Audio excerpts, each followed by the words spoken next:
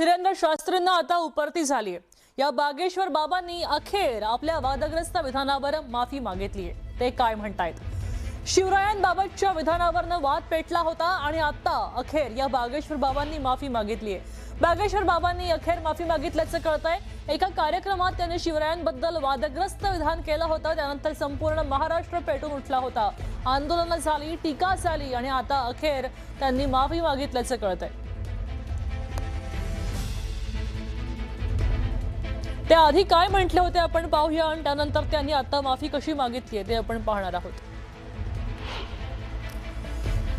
छत्रपति वीर शिवाजी महाराज जब बहुत थक गए युद्ध करते करते, उनको लगा कि हम थक गए, तो एक दिन स्वामी समर्थ रामदास जी के पास गए और उन्होंने अपना मुकुट उतारा और कहा कि हमने बहुत लड़ाइयां लड़ ली, बहुत युद्ध कर लिया, अब कृपा करो कि अब हमें बहुत लड़ना नहीं, अब एक बड़ी दया करो, ये मुकुट संभालो आप, ये राजपाट आप संभालो, आपकी आज्ञा से ही हम चले, अब हमसे चला नहीं जा रहा, अब हमसे युद्ध लड़ा नहीं जा रहा, हम बहुत थक गए, अब हम विश्राम चाहते हैं, अब हम आराम चाहते हैं, अब हम कुछ दिन कुछ करना नहीं चाहते।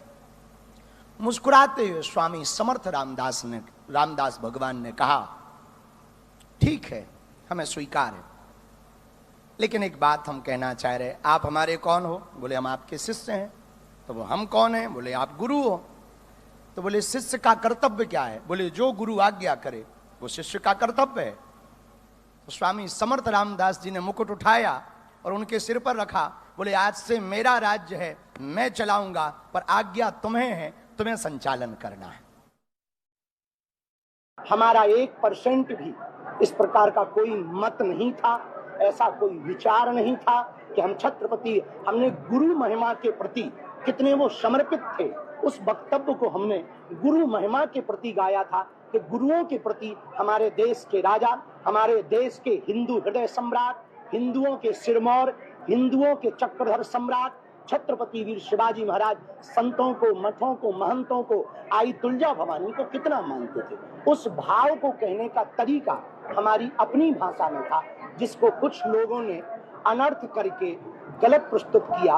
किसी को उससे ठेस पहुंचा हो तो हम उसके लिए हृदय से क्षमा प्रार्थी भी हैं, पर हम ये भी कहेंगे कि हमारी बात को अनर्गल प्रस्तुत ना किया जाए।